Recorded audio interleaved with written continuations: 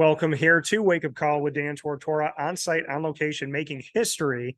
Dan Tortora, Broadcast Media, and Wake Up Call, bringing your first ever Media Day interviews to Alfred University's campus. It has never happened before like this for the football team or for anyone at Alfred University that we're here interviewing on Media Day. So I'm very happy we get to do this in our exclusive multimedia marketing partnership.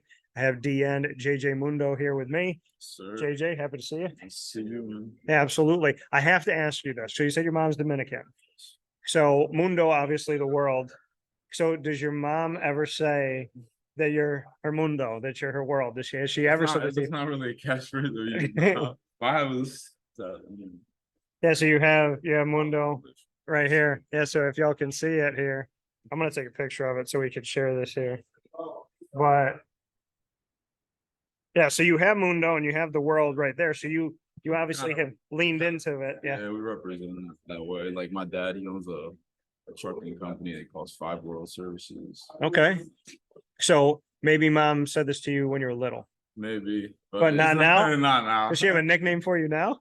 She's calling me JJ. JJ. My real name is actually Jorge. Jose. Okay. Named after my dad. Kind of nickname JJ. Yeah. Do you like JJ? Yeah. So what do your teammates call you? They call you Mundo, they call you JJ. JJ? It's weird though, because in high school I was always Jorge, and then I got here and I like met Rankle and stuff, and he called me JJ, and then like everybody here started. So I'm like, I go back home, I'm Jorge at my school, and then I come here and I'm JJ. And you're JJ. Yeah. And I think Mundo is the one that I would go with here because it's the world. Yeah. And I wanted to know if you lean into it, but obviously you got the tattoo to showcase that. So I gotta appreciate, because I have one on my neck too here, if y'all can see it. So I gotta appreciate the cross around your neck. Yes, sir. Why wear it? Why bring it out? You have a couple. Why wear them so proudly? Well, this one you're not really supposed to see. I've had this one since I was like 4 years old. Yeah. I think actually 4 months. 4 months. Yeah. Okay. So I just never wear that. And then this one I got for my 16th birthday. So why wear the cross? Make sure you're protecting me. So your faith is important to you. It's pretty important. How would you describe it? Like how close you are in your faith? And like you said, I said, why wear it? You said to make sure you're protected. It's for comfortability purposes, pretty close. My mom always taught me that he's the number one, so make sure you keep him close. That's why I never really took it. I'm not saying I'm the most, like, I go to church all the time, stuff like that, but every now and then, you gotta give credit where credit is due, and he gets a lot of credit for where I'm at today and where I plan to go in the future too. So you keep God in your life, that even if you're not at church every week, you have a relationship with God. Always want to stay connected. So how would you describe your relationship with God? Is it like a friendship? Is it, I come to you when I need something, I come to you to say thank you? Both? Every now and then, like maybe every other day, I'll just pay my respects. Like, it's not like consistent, but it's like something that never leaves my heart. Do you feel like it helps to guide you? It gives you like a compass? Not necessarily. It's just more for like appreciation, like for like I'm here because of you type thing. So when you take that, we live in a world that's selfish. We live in a world where everybody thinks they did it by themselves. When you say, hey, I check in with God and say, I just want to thank you and give credit where credit's due. I'm where I am because of you. Why is that so important to you to not be selfish and forget where you came from, but to say like, hey, God, thank you. Thank you for giving me my life. Thank you for giving me my opportunities. Why is it important to give that credit that God doesn't always get? Because like you said, like a lot of people in this world, they aren't like anybody in this school is somehow, some way privileged because we're in college now. Like not a lot of people get this opportunity. Yeah. Like football and then just education wise. So it's important that you kind of take that into perspective. Like there's people here that probably could be here that unfortunately just can't be. Like they grew up in the wrong place or just don't have the accessibility to go to college or things like that. So you just have to appreciate it and just make sure that you never take where you are for granted, because somebody else would like to be in your shoes that unfortunately can't be.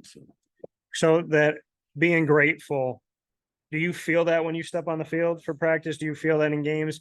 Do you kind of take a moment and take a deep breath and say like, it's pretty awesome to, even though this class might be hard, I'm happy that I get to be in class. I'm happy I get to experience college. When you get out in the field, you take a deep breath and go like, I get to do something I love. Like, this is Yeah. pretty cool. Yeah, like especially when we played in Canada in May. I don't know if you know that we did that, but like I kind of just thought like before the game, I was like, yo, I'm playing football in Canada. Like that's like pretty cool. Like not a lot of people can say that. Like, so it's just, I won't say I do it every time. Like there's some days where I'm just like, you know, you're like off day and you just like take things for granted. But like especially on game days, like you just have to, yeah, I do that like pretty much every game day where I'm like, let's go have fun, be blessed to where you're at, and take advantage of the opportunity that you've been doing. So you go up in May and you play in Canada. Yeah. Bring me into that, what that experience was like. Oh, it was fun. We did like tours of the city. We were in Ottawa, nice city. Just have fun with the guys. It was a great experience. So who did you play? We played like I don't know if it was like a club team or something, but the Ottawa Sooners. But no, it was a fun game. It was a fun time. We won. Yeah, it's a good time. Long game though.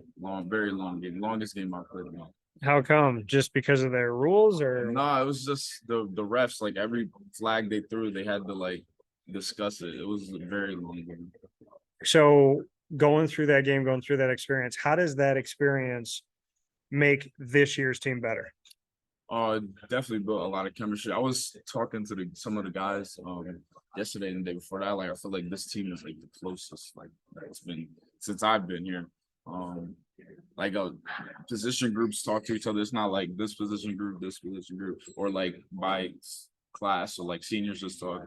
Like everybody joins in on the conversation. We goof around. Like it really does feel like a real team this year, like a brotherhood. Why do you feel like that's happening this year? Part of like the Canada trip. I don't know. I just feel like it's the group of guys that we have too. Like everybody can conversate, joke around with one another. Yeah, I obviously think that Canada trip did a big part of it. But even before that, though, like I feel like a lot of us guys, it's just easy conversation between everyone. Like we all joke around with everybody. Nobody takes anything personal if we say a joke. Like Yeah, everybody's cool. So here with JJ Mundo, defensive end for the Saxons. You're from Philadelphia. I'm like Pottstown, so not really Philadelphia. But I say that because like Yeah. So you're from Pottstown, Yeah. which makes me feel a little bit better when I say this, because I was going to apologize to you and your family. I call Philadelphia the city of brotherly hate. Yeah. So how would you describe, because Pottstown, you're not too far from Philly.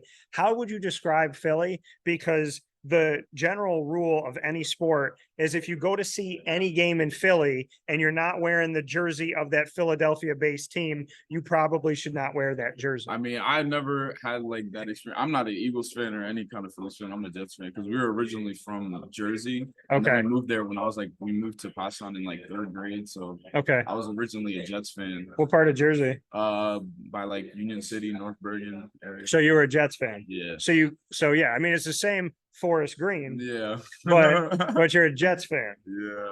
So have you ever gone to an Eagles game? No, I try to avoid that. Okay. I don't need that.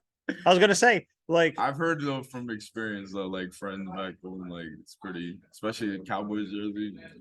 Why do you feel like it's so like insanely don't wear any other jersey but Philadelphia? It's just like a respect thing, I guess, for them. Like they really love their Eagles, their Sixers. But you're a Jets fan. Yeah, I'm a Jets fan. Still. Yeah, and a Nets fan too. And a Nets fan. I was a New Jersey Nets fan originally. Right, back in the day. So being a Jets fan, are you drinking the Kool-Aid? Do you think that this is a Super Bowl, guaranteed playoffs, gonna win the AFC East? You know what? I'll take what I could get, man.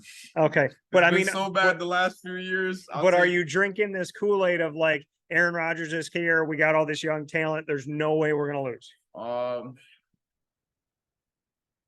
There's always that like I can't say that like I'm excited for it. This is definitely the most excited season I've been in a long time. Like Yeah. I'm a pretty like true Jets fan. Okay. I've been through it a lot of the past few years, but knowing our luck, man, anything can happen, man. Anything. I'll just pray for the best. I remember one year you're down to your third string quarterback. Yeah. Ray Lucas was playing. Then the third string went down. Tom Tupa, the punter, played, threw 2 touchdown passes. I'll never forget that game. So, favorite Jet of all time? Favorite Jet of all time. Probably go with Revis. Terrell Revis. Okay. Are you surprised that it took forever to get him in the Hall? I don't know. How long did it take? Don't they get like 4 years after? Yeah, I think, but I think it was one of those things where people were like, this should be an easy decision. Yeah. Well, I mean, he got there. That's all that really matters. Right. So. Yeah, he's in it now. He's in it now. Favorite Jet right now? Right now? I'm hoping you say my guy. There's a guy I covered in college. College. Cincinnati. Oh, Sauce. But my favorite, I love him, but my favorite is probably Quinnen. Quinnen? Because he's D-line. Quinnen Williams. All right. So what do you like about his game? And is there any part of your game that you like mimic off of him? I don't really mimic anything because he's just completely different type of player than I am. He's a beast. I watch some like of his highlights and stuff. Just try to take out after the moves that they do, like especially on D-line. It's just like you gotta, if you see a move, you just gotta try to replicate it in practice. Like I saw like during one of the games, I saw one of the DNs do like a move, like a crazy spin move, and I was just like, let me try that in practice. And I tried it. Didn't look as clean, but did it work? It did not work. Okay, all right. So that's why you just gotta keep working it. Yeah. Though. So do you have a style? You said Quinnen's a beast. So if he's a beast, what are you? And can you describe your style? Definitely more speed, rushing off the edge. Okay. That's like my primary thing. And then it's kind of like I like to think I have sneaky power. So like I work the speed, and then hit a bull rush like off of that.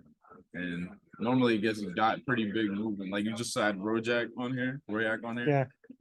That gets him moving too. And he's a lot bigger than me, so it's all about leverage and then like just finding your whatever you're good at and then you're working off the. When did DN start to make sense for you? Were you a different position and you switch or? No, I've been DN since I started playing middle school, 7th grade. So you've had a long history. Did you want to play DN? Oh yeah. Okay. This is the only position I like ever thought about, man. I don't really like it's like you just got one job, just go make plays in the backfield. Like you don't gotta worry about coverage or like formation, none of that. So you always wanted to be defense. Yeah. And you always wanted to be the like havoc guy who it's like as soon as you hike the ball, your job is to just get through the line. Pretty much, yeah. It's like that's like the best. You don't gotta know formation. Like you got like obviously you have your keys and you want to know certain like runs and stuff that can happen or like different different like signs if it's gonna be pass or run. But it's like just go back there and wreak havoc. You don't gotta worry about pass coverage and it's the closest position to the ball. So. Batted ball turning into an interception, sack, taking down a running back in the backfield for a loss. What's your favorite? I don't know. I never experienced batting a ball for an interception. I think that was so probably I'm saying because right on the line, that's a tough thing to do. Yeah, that's pretty. You got to have really quick hands and a great eye. Last year, one of our seniors last year, Tim Dahl, he got a pick off the line against Mount St. Joseph's, and he almost got to the end zone. He got stopped at the one. Yeah. So I probably choose that one. So we want to get you there, JJ. Yeah. Why'd you choose Alfred? Back at home, a lot of the schools there are like MAC and Continental Conference. Especially around where I'm at, it's like you have Ursinus, you have Lebanon Valley College, like a bunch of MAC and Continental schools.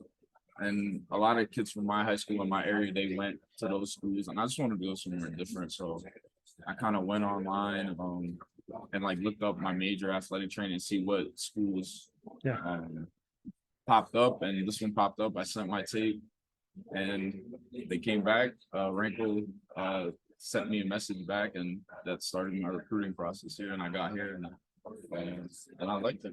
I loved the experience. I loved the atmosphere, the town, the people. There's nobody here that I met that I'm like, that guy's an asshole or something like that. Like everybody's cool. Would you choose Alfred again? Yeah, I would. I probably would. No, it's obviously not like the most populated place, but I definitely would choose it again based off like the dudes that I met. I don't regret any decision that I've made because I met brothers for life here, to be honest. Brothers for life at Alfred. Yes. That goes beyond football. Yes, yes. So JJ, we're gonna play rapid fire. We can ask each other anything in the world. Unplanned. JJ gets the first question. Where are you from? Syracuse, New York. Syracuse. So what's you can ask a question off of that.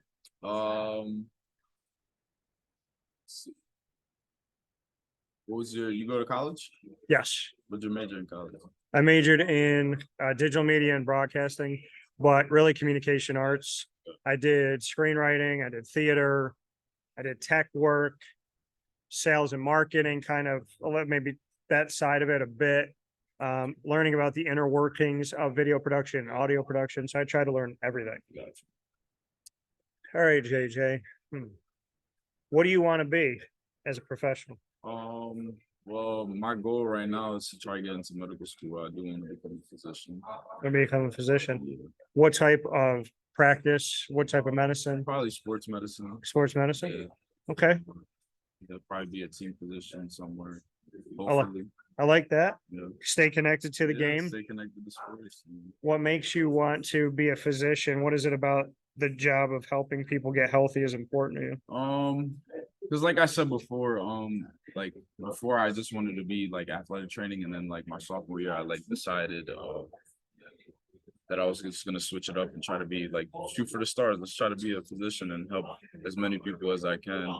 And the thought process behind that is like what I said before. You just have to take advantage of your opportunity and be be the best person that you can be, because somebody else can't. If I didn't shoot for the stars, it would be like I wouldn't be doing the right deed. Like there's people out there that would take that opportunity and go to the fullest. So if I don't, it's like, what am I doing for those people? And then as well as giving back to those as well, because obviously like that's gonna be my way of giving back. I like that. Helping. Yeah, I can appreciate that very much so. And I think our listeners and viewers can as well. What's your second one?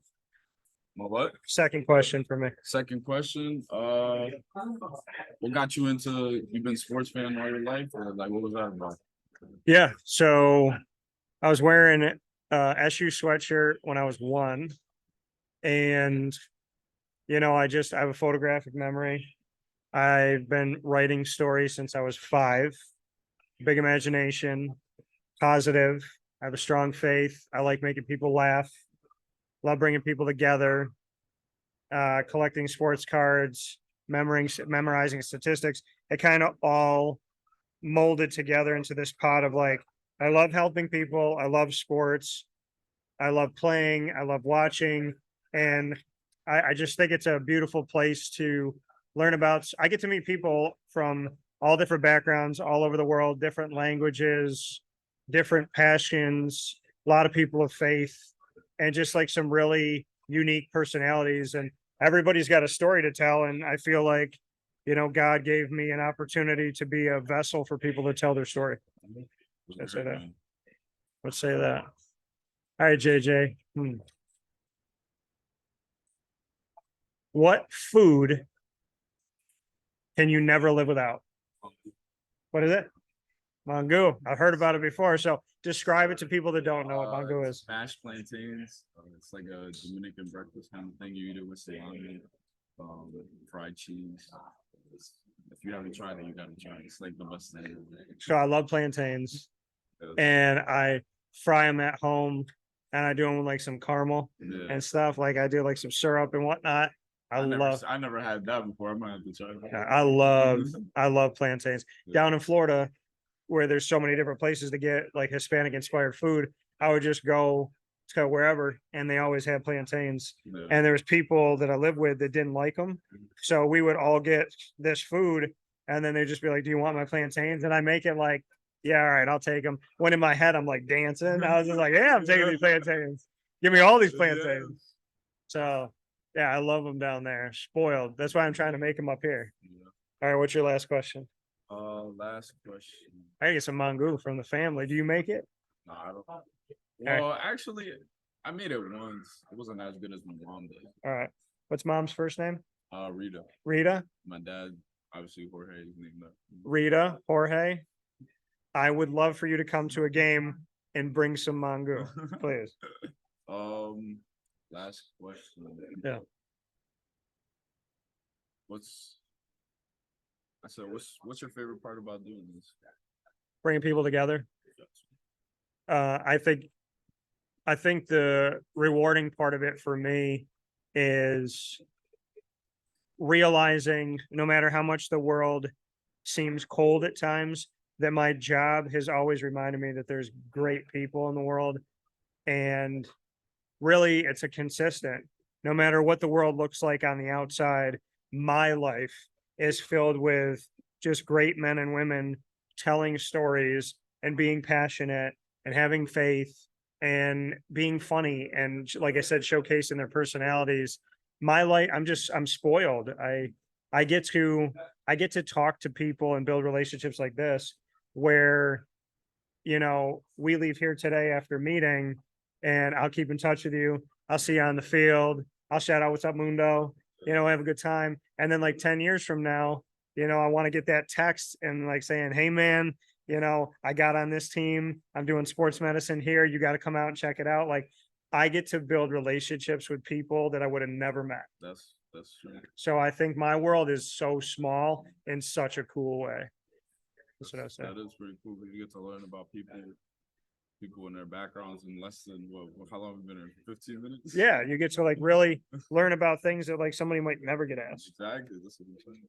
So JJ, we're gonna finish it like this. You and I, it's a little bit different than what I asked your teammates. You and I are running on a ticket for president of the United States. Okay. Would you rather be VP or president? What do you want to be? What do you want me to be? And we got to pick a tagline. So I'd be VP or like You could be VP or president. You and I are running together. So you got to pick what you want me to be, what you want you to be. And then we got to have a tagline. probably be the vice president. I don't need that attention. I don't even know the vice president. Kamala Harris. I knew that. Yeah. So I'll be the president. You'll be the vice president. What's our tagline? Mongo forever. Mongo forever. They get that hashtag trending right now. Mongo forever. That's awesome. I love that. JJ Mundo, defensive end for the Saxons. Nice meeting you too, sir. Appreciate it. Great talking to you too. This has been a wake up call with Dan Tortora, Broadcast Media Spotlight, making history for the first ever media day where these student athletes get to take the stage and speak with you. We look forward to the opportunity of everything that's coming here in our exclusive multimedia marketing partnership with the Saxons, and we'll talk with you soon. Be well and Mongo forever.